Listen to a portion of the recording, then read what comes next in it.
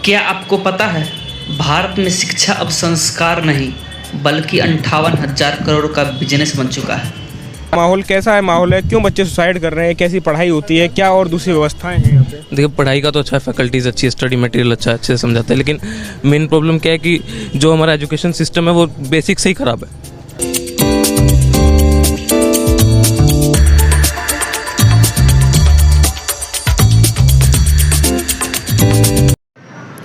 हर साल लाखों बच्चे अपने घर छोड़ते हैं।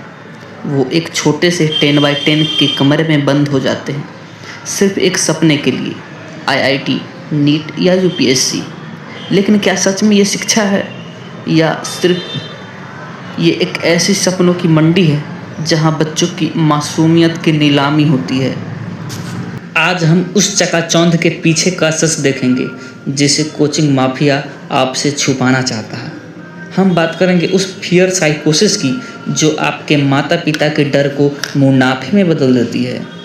सबसे पहले ये समझिए ये खेल शुरू होता कैसे है। आपने सड़क पर चलते हुए बड़े बड़े होर्डिंग्स देखे होंगे, मुस्कुराते हुए चेहरे और टॉप रैंकर्स के नाम। क्या आप जानते हैं कि एक ही टॉपर की फ़ोटो 5 अलग अलग कोचिंग सेंटर्स पर लगी होती है? This is called buying ranks. यह पूरा तंत्र फियर साइकोसिस पर टिका है, जहां माता पिता के मन में यह डर बैठ जाता है कि अगर उनके बच्चे ने इस कोचिंग में लाखों रुपए नहीं दिए तो उनका भविष्य अंधकार में हो जाएगा। जबकि असलियत में यह संस्थान शिक्षा के नाम पर सिर्फ एक मार्केटिंग ट्रैप बुन रहे हैं जो बच्चों की मासूमियत और परिवार की जमा पूंजी को निगल रहा है। कोचिंग इंडस्ट्री का बिजनेस मॉडल क्वालिटी के बजाय क्वांटिटी पर आधारित है, जहां छात्रों को इंसान नहीं बल्कि बैच नंबर समझा जाता है। जहां एक क्रूर विभाजन होता है, A स्टार या इलाइट बैच के बच्चों को सबसे बेहतरीन टीचर्स, एयर कंडीशनर कमरे में व्यक्तिगत ध्यान मिलता है, जबकि बाकी हजारों छात्र क्राउड बैच में धकेल दिए जाते हैं, जहां सिर्फ उन्हें रिकॉर्ड लेक्चर और भीड़ का हिस्सा बनाकर छोड़ दिया जाता है।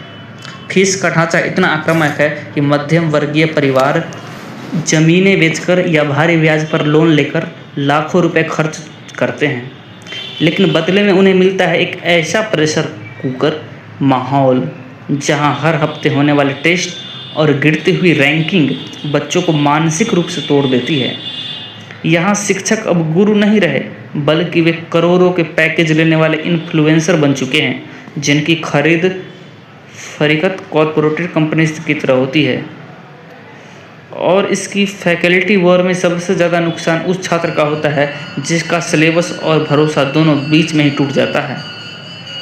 जब एक 16-17 साल का बच्चा अपने घर का सुकून छोड़कर 10x10 के कमरे में अंधेरे में बंद हो जाता है तो वह सिर्फ पढ़ाई नहीं करता बल्कि एक भयानक अकेलेपन और परफॉर्मेंस एंग्जाइटी से लड़ता है। हमारे देश का एजुकेशन सिस्टम और स्कूल का गिरता स्तर इस कोचिंग माफिया के लिए खाद पानी का काम करता है, क्योंकि स्कूल अब केवल डिग्री देने का जरिया बचे हैं और प्रतियोगिता परीक्षाओं की तैयारी के नाम पर कोचिंग संस्थाओं में अपनी समानांतर सरकार बना ली है।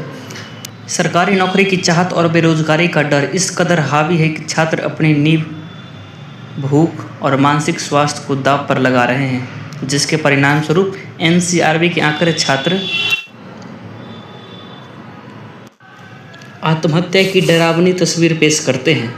यह सिस्टम यह समझने में पूरी तरह विफल रहता है कि हर एक बच्चा एक जैसा नहीं होता और शिक्षा का उद्देश्य दिमाग को खोलना था, उसे कंपटीशन की भट्टी में झोंक कर राख बनाना नहीं।